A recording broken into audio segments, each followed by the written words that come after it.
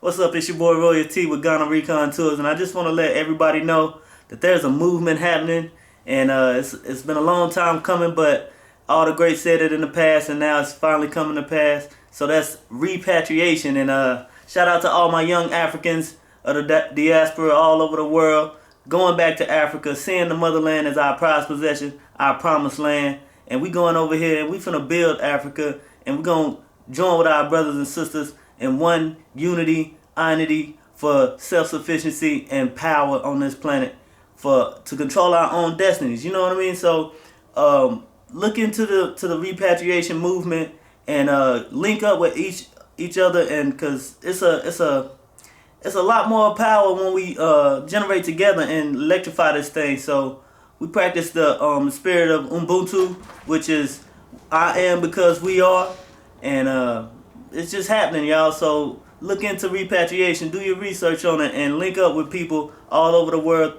that's repatriating to the motherland. One love.